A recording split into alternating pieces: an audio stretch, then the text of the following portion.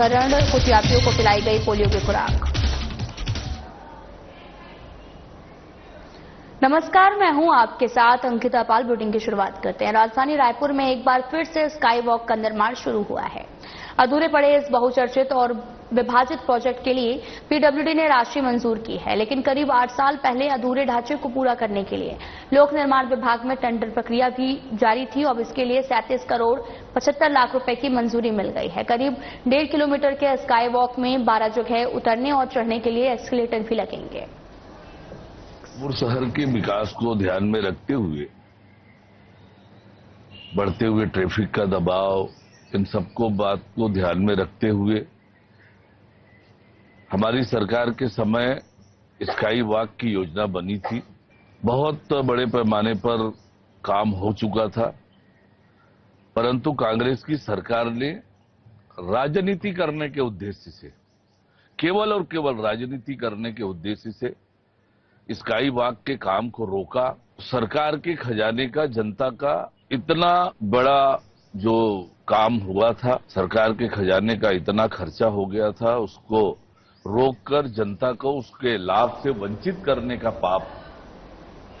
बलौदाबाजार जिले के प्रभारी और स्वास्थ्य मंत्री श्याम बिहारी जायसवाल जिला प्रवास के दौरान नवीन कृषि उपज मंडी परिसर बलौदाबाजार में स्थित मनोविकास केंद्र का निरीक्षण किया है। उन्होंने केंद्र के कई कक्षों का अवलोकन किया, सुविधाओं का जायजा लिया और अधिकारियों को जानकारी दी है। उन्होंने बच्चों के बेहतर इलाज के लिए सप्ताह में 2 दिन चिकित्सकों की ड्यूटी लगाने और संगीत शिक्षक सहित स्पेशल एजुकेशन के लिए शिक्षकों की संख्या बढ़ाने के निर्देश दिए हैं।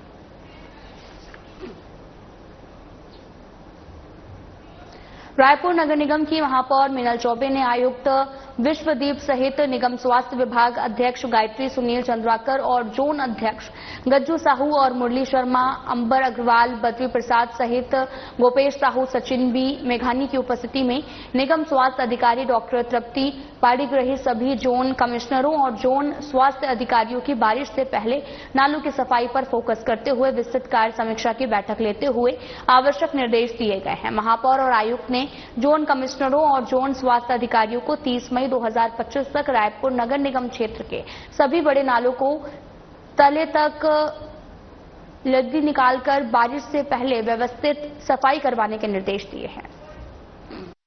एक राष्ट्र एक चुनाव को लेकर पूरे देश में संगोष्ठी, संवाद, कई तरह के कार्यक्रम आयोजित हो रहे हैं। राष्ट्रीय और प्रदेश स्तर पर बीजेपी कार्यक्रम कर रही है, वहीं सामाजिक संगठन भी सरकार की इस पहल का समर्थन कर रहे हैं। जगदलपुर के श्यामा प्रसाद मुखर्जी टाउन हॉल में छत्तीसगढ़ प्रदेश के वन मंत्री केदार कश्यप ने एक राष्ट्र एक चुनाव के तहत आयोजित सामाजिक संगोष्ठी को संबोधित किया है। मंत्री केदार कश्यप ने एक राष्ट्र एक चुनाव की पृष्ठभूमि को लेकर लोगों को बताया कि सितंबर 2023 में केंद्र सरकार ने पूर्व राष्ट्रपति रामनाथ कोविंद के नेतृत्व में एक राष्ट्र एक चुनाव पर एक उच्च स्तरीय समिति का गठन किया है।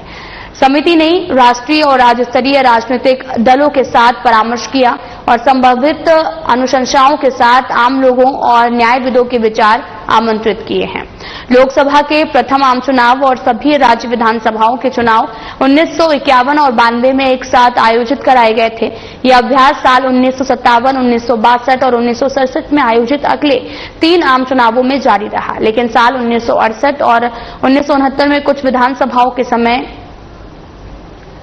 लोकसभा समय पूर्व विघटन हो गया और साल 1971 में नए चुनाव आयोजित कराए गए। इस प्रकार साल 1970 तक केवल प्रथम, द्वितीय और तृतीय लोकसभा ने 5 वर्ष का नियत कार्यकाल पूरा किया है।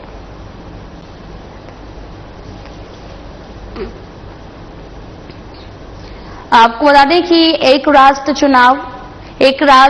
एक चुनाव को लेकर पूरे देश में संगोष्ठी, संवाद किए जा रहे हैं और इस दौरान कार्यक्रम के भी आयोजन हुआ और राष्ट्रीय और प्रदेश स्तर पर बीजेपी कार्यक्रम लगातार कर रही है।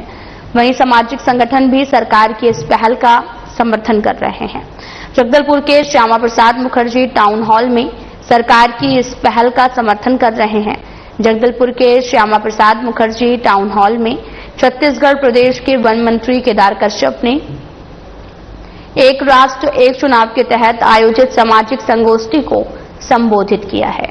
मंत्री केदार कश्यप ने एक राष्ट्र एक चुनाव की पृष्ठभूमि को लेकर लोगों को बताया कि सितंबर 2023 में केंद्र सरकार ने पूर्व राष्ट्रपति रामनाथ कोविंद के नेतृत्व में एक राष्ट्र एक चुनाव पर उच्च स्तरीय समिति का गठन किया था।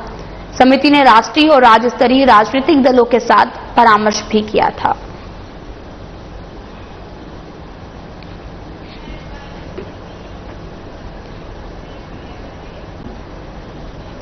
राष्ट्रीय हरित अधिकरण यानी कि एनजीटी की ओर से नई दिल्ली स्थित प्रधान न्यायपीठ स्थित परिसर में लंग केयर फाउंडेशन और डॉक्टर्स फॉर क्लीन एयर के सहयोग से निःशुल्क चिकित्सक शिविर का आयोजन किया गया है, जिसमें फेफड़ों की कार्य प्रणाली का आकलन किया गया। साथ ही संबंधित प्रश्नावली भरने के लिए स्पेरोमेट्री परीक्षण भी किया गया है, जिसमें शिविर का शुभारंभ राष्ट्रीय हरित अधिकरण के अध्यक्ष प्रकाश श्रीवास्तव ने एनजीटी के अन्य सम्मान्य सदस्यों की उपस्थिति में किया है।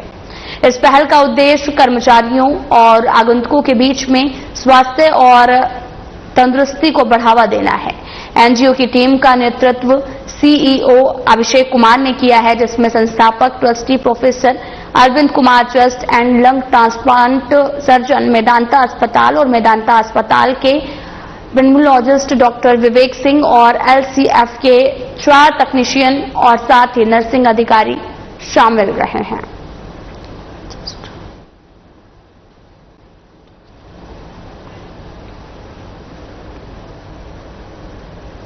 मुख्यमंत्री विष्णुदेव साय के दिशा निर्देश पर जिले में सुशासन तिहार 2025 का आयोजन किया जा रहा है।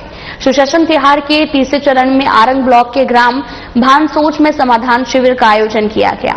शिविर में आमजनों के आवेदन पर त्वरित कार्रवाई करते हुए pension, ration card, Ayushman card, नामांतरण, जाति प्रमाण पत्र, विधवा विकलांग पेंशन कार्ड बनाया गया है।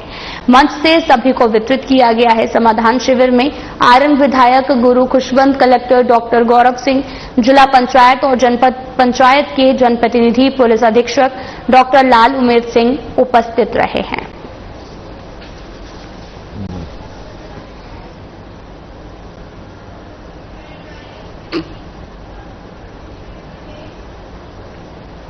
तो वहीं छत्तीसगढ़ के हज यात्रा 2025 पर जाने वाले यात्रियों के लिए 14 मई से 16 मई तक रायपुर के जेल रोड स्थित होटल बेबीलोन इन में 3 दिवसीय टीकाकरण और स्वास्थ्य जांच शिविर का आयोजन किया गया है। ये शिविर स्वास्थ्य विभाग और छत्तीसगढ़ राज्य हज कमेटी के निर्देश पर आयोजित किया गया। इसी कड़ी में 15 मई को कृषि और अल्पसंख्यक आयोग के मंत्री रामविचार नेताम और हज कमेटी के मुख्य कार्यपालन अधिकारी डॉक्टर FU फारूकी ने शिविर का निरीक्षण किया है।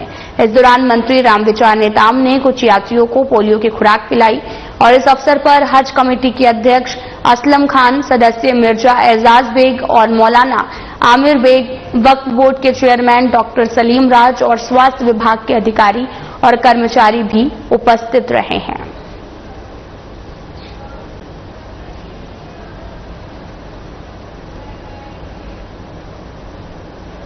तो वहीं मध्य प्रदेश के मंत्री विजय शाह की ओर से सेना की महिला अधिकारी कर्नल सोफिया कुरैशी पर की गई टिप्पणी के विरोध में सुजालपुर में कांग्रेस ने प्रदर्शन किया है। इस दौरान ब्लॉक कांग्रेस अध्यक्ष मंगल सिंह राठौर ने जानकारी देते हुए बताया कि देश की बेटी और सेना में उच्च पद पर कार्यरत कर्नल सोफिया कुरैशी के प्रति कैबिनेट मंत्री विजय शाह की ओर से की गई अभद्र टिप्पणी के विरोध में ब्लॉक कांग्रेस सुजालपुर की तरफ से मुख्यमंत्री होश में आओ, मंत्री विजय शाह मुर्दाबाद के नारे लगाते हुए सिटी थाने पहुंचे हैं। काफी देर तक वहां बैठे रहे और इसके बाद में थाना प्रभारी प्रवीण कुमार पाठक थाने पहुंचे। कांग्रेस के कार्यकर्ताओं ने थाना प्रभारी से एफआईआर करने को कहा, परंतु थाना प्रभारी ने एफआईआर मनाकर आश्वासन दिया है। मध्य प्रदेश के मंत्री विजय शाह द्वारा देश की सेना में कर्नल सोफिया कुरैशी के ऊपर जो टिप्पणी और बयान दिए गए हैं, उसके विरोध में हम मंत्री विजय शाह के ऊपर कायमी के लिए हमने आवेदन दिया है और उस पर उचित कार्रवाई होना अति आवश्यक है। और कांग्रेस पार्टी पूरे मध्य प्रदेश में इस हर थाने पे अपना ज्ञापन दे रही है। इस देश के इतिहास का सबसे पहला मामला है जब भारतीय सेना के ऊपर किसी ने हमला किया है। मुझे लगता है जब पाकिस्तान हमला कर रहा है, वहां के कुछ देश में रहने वाले कुछ देशद्रोही जिनकी अंतरात्मा इस देश की सद्भावनाओं को, जिस देश की एकता को मानने से इनकार करती है, ऐसा ही एक व्यक्ति मध्य प्रदेश सरकार में बैठा हुआ 5 बार 6 बार का विधायक और मंत्री ऐसी निकृष्ट भाषा में इस देश की बेटियों का और सेना की बेटी का अपमान करता है। और उससे बड़ी बात यह है कि इस देश का गृह मंत्री अमित शाह प्रदेश में बैठे हुए मोहन यादव जी उसके ऊपर कोई कार्रवाई नहीं करते हैं। ये दुर्भाग्यपूर्ण है। कांग्रेस परिवार इसके विरोध में आज आया हुआ है और ये खुली मांग करता है कि जहां कानूनी कार्रवाई से काम नहीं चलेगा, अमित शाह विजय शाह जैसे निकृष्ट और ओछी बुद्धि के व्यक्ति को, जिन्होंने पिछले दिनों ये कहा शिवराज सिंह चौहान की धर्मपत्नी के बारे में कि हर बार तो भैया के साथ जाती है, एक बार देवर के साथ में भी जाओ, ऐसी भाषा बोलने वाले विजय शाह के खिलाफ कानूनी कार्रवाई होनी चाहिए। दूसरा, अगर थोड़ी भी देशभक्ति इस प्रदेश के मुखिया मोहन यादव जी में है, थोड़ा भी खून अगर उनके अंदर क्रांतिकारियों का है, शहीदों का है, तो उन्हें तत्काल विजय शाह को बर्खास्त करना चाहिए। आप लोग थाने पे आए थे, यहाँ से आपको क्या आश्वासन मिला है? मुझे लगता है प्रशासन दबाव में है और माननीय टीआई साहब भी भारी दबाव में है, जबकि स्थानीय प्रशासन मंत्री या स्थानीय मंत्री ने इस बात को स्वीकार किया कि विजय शाह के द्वारा किया गया निकृष्ट श्रेणी में आता है। खबर उज्जैन से है, जहां पर जीआरपी रेलवे पुलिस ने सनसनीखेज लूट का खुलासा करते हुए एक बदमाश को गिरफ्तार किया है, जिसके पास से हजारों रुपए लूट की रकम जब्त की गई है। जीआरपी पुलिस थाने में रेलवे एसपी संतोष कोरी ने मामले का खुलासा करते हुए बताया कि 3 मई को उज्जैन रेलवे स्टेशन के प्लेटफॉर्म नंबर 8 पर स्थित टिकट काउंटर में घुसकर अज्ञात बदमाश रेलवे कर्मचारी की आंखों में मिर्ची फेंककर 35,000 रुपए की लूट की वारदात को अंजाम दिया। पुलिस ने कई सीसीटीवी कैमरे भी खंगाले। फुटेज देखने के बाद इंदौर के बाड़गंगा इलाके में रहने वाले बदमाश हिमांशु कश्यप को गिरफ्तार किया है, जिसने पूछताछ में लूट की वारदात को कबूल भी किया है और पुलिस ने उसके पास से 28,000 रुपए नकद जब्त किए थे। और एसपी ने बताया कि बदमाश के खिलाफ इंदौर में हत्या सहित अन्य आपराधिक मामले दर्ज हैं। बदमाश को पकड़ने वाली पुलिस टीम को 5,000 रुपए का इनाम भी दिया गया है। 3 तारीख की घटना है। उज्जैन रेलवे स्टेशन के प्लेटफॉर्म नंबर 8 पे रेलवे का बुकिंग काउंटर है। वहां पर बुकिंग क्लर्क यशी सोनकर जो है अपना टिकट का काम खत्म करके लास्ट में कैश वगैरह संभाल रहे थे। करीब 7:30 बजे शाम को अज्ञात व्यक्ति जो है उनके रूम में अंदर घुस गया। प्रवेश करने के बाद उसने जो है उसकी आंखों में मिर्च झोंकी और उसके बाद उससे कैश करीब 35,000 रुपए लेके फरार हो गया था। और ये अंधी लूट थी और इसमें आरोपी अज्ञात था।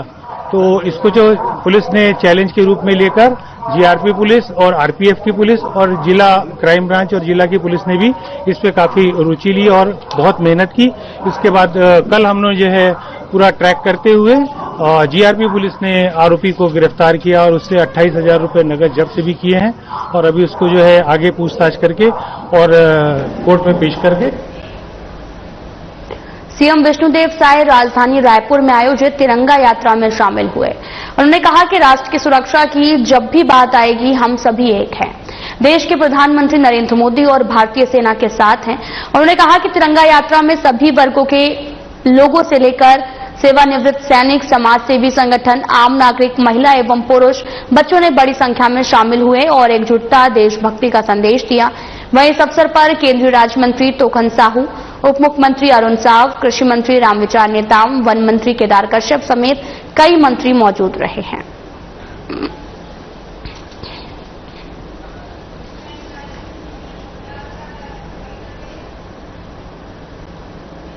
राजधानी रायपुर में निकाली गई तिरंगा यात्रा में हजारों नागरिकों ने हिस्सा लिया है। यात्रा में नागरिकों ने देशभक्ति और राष्ट्रीय एकता का संदेश दिया। विधायक पुरंदर मिश्रा ने कहा कि जब बात राष्ट्रीय सुरक्षा की हो तो हम सब एकजुट होकर खड़े होते हैं। पूरा देश सेना, प्रधानमंत्री नरेंद्र मोदी के नेतृत्व में पूरी मजबूती के साथ खड़ा है। और इस अवसर पर प्रदेश के मुख्यमंत्री विष्णुदेव साय, केंद्रीय राज्य मंत्री, उप मुख्यमंत्री अरुण साव समेत कई मंत्री भी शामिल हुए।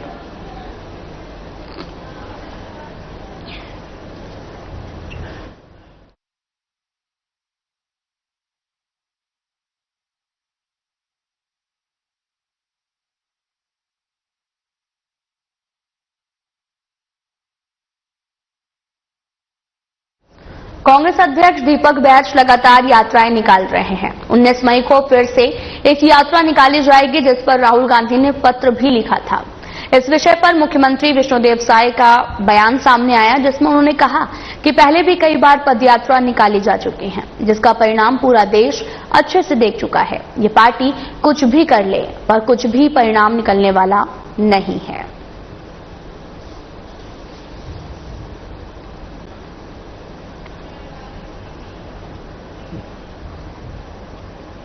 कांग्रेस के पूर्व मुख्यमंत्री भूपेश बघेल के कार्यगुटा पर सवाल किया गया है। अब वे बस्तर दौरे पर गए हुए हैं, जिस पर मुख्यमंत्री विष्णुदेव साय कहते हैं कि पिछले 1.5 साल से नक्सलवाद से मजबूती के साथ बीजेपी लड़ाई लड़ रही है। अब नक्सलवाद अंतिम सांसें ले रहा है। ये विजय की बात है। हम सब ने देखा है कि कांग्रेस के पास जो 5 साल था उसमें उन्होंने कुछ किया ही नहीं, और अब सब देश के सामने है कांग्रेस के समय में क्या परिणाम आया था।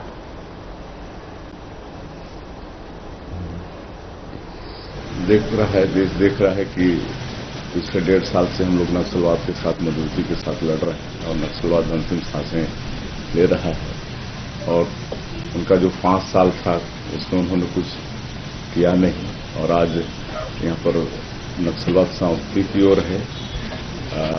तो देश के सामने है उनके समय में क्या हुआ नक्सलवाद के साथ, और हम लोग के सामने क्या हुआ। छत्तीसगढ़ में ऐतिहासिक सफलता प्राप्त करते हुए सुरक्षा बलों ने नक्सलवाद के खिलाफ अब तक के सबसे बड़े ऑपरेशन में छत्तीसगढ़ तेलंगाना सीमा के, आपको बताते चले कि कुर्रा गुट्टालू पहाड़ पर 31 माओवादी मारे गए हैं। मामले पर मुख्यमंत्री विष्णुदेव साय ने कहा कि इस पर अमित शाह और डीजी सीआरपीएफ और डीजीपी ने भी प्रेस कॉन्फ्रेंस की है और कहा कि नक्सलियों के खिलाफ एक लंबा ऑपरेशन चलाया गया। इस ऑपरेशन में हमारे सुरक्षा बल के जवानों ने भरी गर्मी में लंबे दिनों तक संघर्ष किया है। उनके इस साहस और सफलता को वो नमन करते हैं।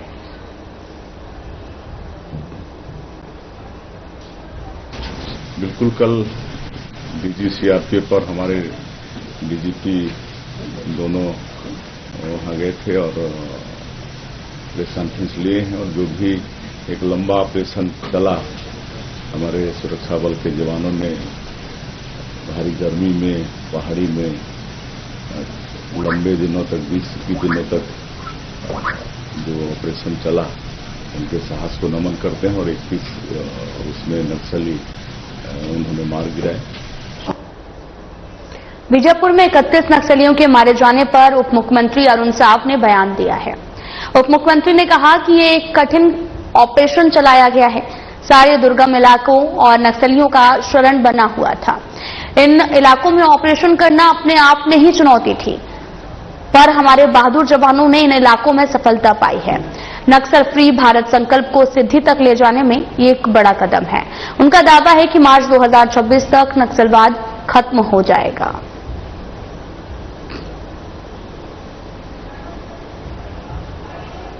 बहुत कठिन ऑपरेशन सुरक्षा बलों ने चलाया। एक बहुत कठिन और दुर्गम पहाड़ी का इलाका, और लंबे समय से जैसे सूचना मिली थी कि वो नक्सलियों का शरणगाह बना हुआ है, और बहुत कठिन वो दुर्गम इलाका था। उस दुर्गम इलाके में ऑपरेशन करना अपने आप में बहुत बड़ी चुनौती थी।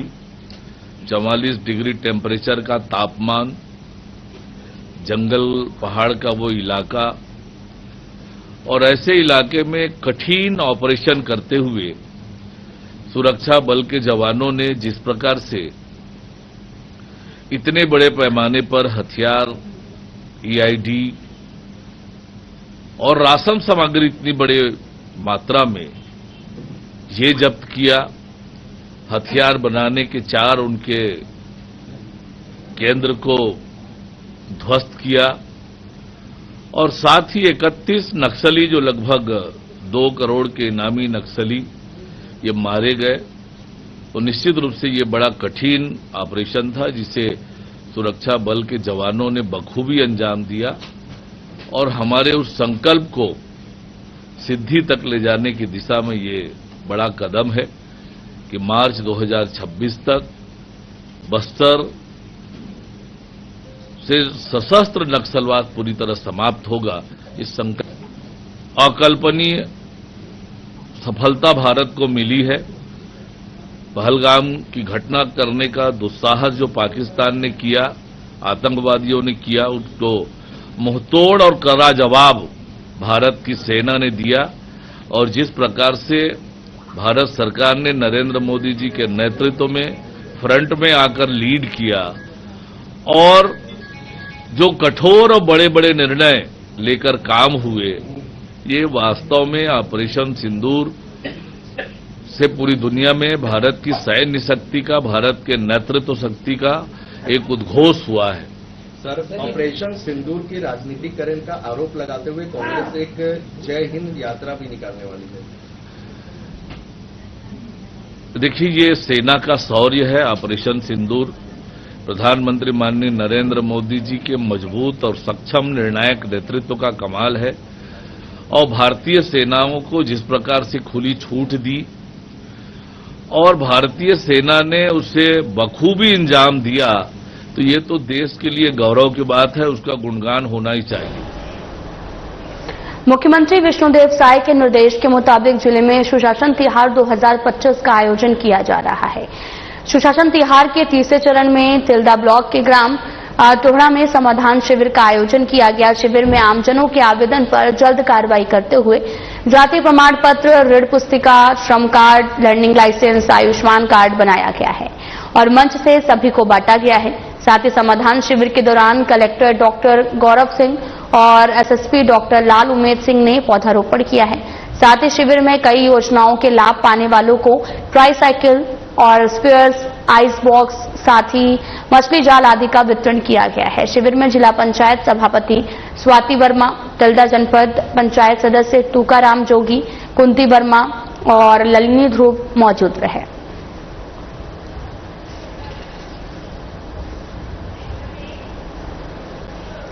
रायपुर लोकसभा क्षेत्र के सांसद ब्रजमोहन अग्रवाल ने सुशासन तिहार 2025 के अंतर्गत अभनपुर में आयोजित समाधान शिविर में हिस्सा लेकर आमजन से बातचीत की है।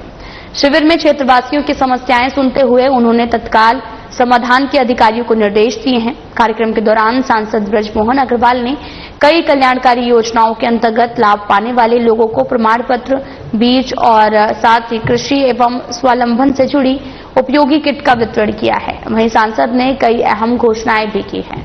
अभनपुर शहर के मध्य से गुजरने वाले राष्ट्रीय राजमार्ग को 4 लेन में विस्तारित करने के निर्देश दिए हैं।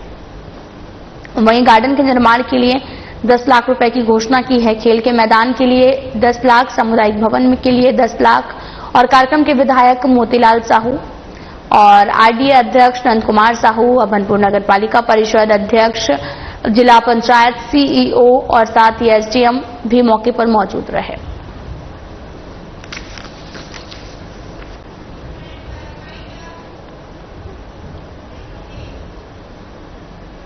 फिलहाल में इतना ही। नमस्कार।